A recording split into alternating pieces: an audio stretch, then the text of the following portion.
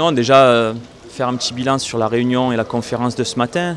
La volonté du président Ahmed de la CAF était de faire un bilan de nos 5 équipes africaines engagées dans ce mondial 2018.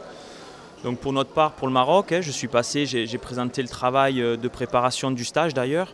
Donc ce n'était pas qu'un d'un point de vue compétition, c'était du début de la prise en charge de la préparation à la Coupe du Monde et la compétition elle-même.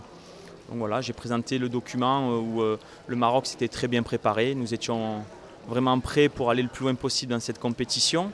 Dans une poule certes pas évidente, on le savait. Tout le monde avait minimisé l'Iran, mais nous on l'avait dit que ce serait le match le plus compliqué. Non pas parce que c'était une équipe a priori meilleure que les autres, mais c'est une équipe très difficile à jouer.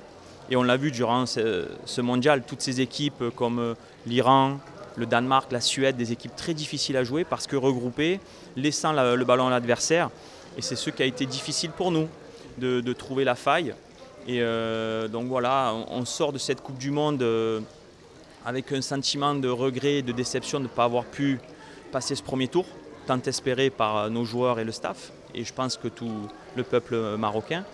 Mais par contre, le sentiment d'avoir fait un bon travail, un sentiment d'avoir maîtrisé cette poule d'un point de vue qualité du jeu, don de soi, une équipe valeureuse, solidaire, avec des belles images plein la tête. Donc sincèrement, en tant qu'adjoint de l'équipe nationale, je suis fier de nos Lions d'Atlas, malgré l'élimination prématurée. Oui, l'arbitrage, alors je vais vous dire d'un point de vue personnel, avant la Coupe du Monde, on a fait pas mal de réunions. Nous, techniciens, nous avons été convoqués par la FIFA pour nous expliquer l'utilisation du VAR, de l'assistance vidéo.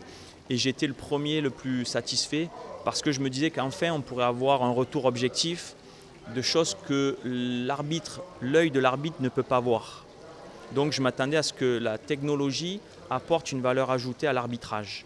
Parce qu'il n'est pas évident, moi je le vois en tant qu'entraîneur, lorsque j'anime les séances, par moments c'est difficile de voir s'il y a faute, pas faute, hors-jeu, le ballon dedans, dehors. Donc j'avais fondé beaucoup d'espoir sur l'utilisation du VAR, de la vidéo.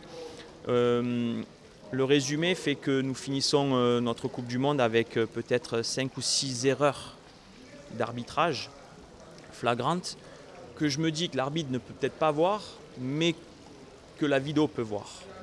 Et les questions que je me pose, c'est savoir si le fait d'utiliser des assistants et la vidéo fait un fait que l'arbitre ne prend plus de décision directe. Il laisse jouer. Avant la Coupe du Monde, on nous avait dit qu'il ne servait à rien de demander ou de demander l'arbitrage, de râler, de commenter des actions. On nous a dit jouer, l'arbitre et ses assistants communiquent entre eux. Et je me rends compte que finalement, il fallait râler, il fallait demander, il fallait arrêter de jouer presque pour pouvoir avoir accès à l'outil vidéo. Si vous prenez nos 3 matchs, le match du Portugal est entaché de beaucoup d'erreurs. Leur premier but, 2 pénaltys pour nous non sifflés, je dis 2, peut-être 3, mais 2 sur la main de Pépé, sur le corner d'Hakim Ziyech. Et si on prend l'exemple de la France en finale contre la Croatie, ils bénéficient d'un corner, d'une main de l'adversaire, de l'utilisation du VAR, la même chose, sauf que nous on n'a pas ça. Et ce sont des détails, si la France n'a pas ce pénalty à 1 partout, peut-être qu'ils ne gagnent pas la Coupe du Monde. Déjà, on vient juste de sortir de cette Coupe du Monde, donc de tirer les bilans, bien sûr, mais satisfait parce qu'on a un groupe mixte. Quand je dis mixte, on a des jeunes prometteurs, on a des joueurs expérimentés. Je pense qu'on a une équipe qui arrive à maturité pour aller le plus loin possible dans ces compétitions majeures continentales.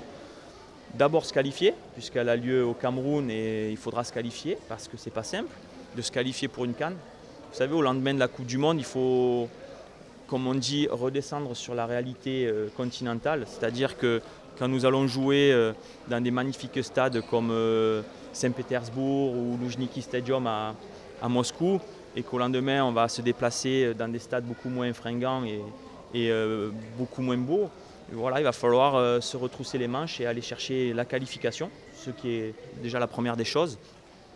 Et puis si on se qualifie, se préparer tranquillement avec nos joueurs, comme je dis, qui sont arrivés aujourd'hui à maturité et des joueurs prometteurs qui ont pointé leur nez. Voilà, tout simplement.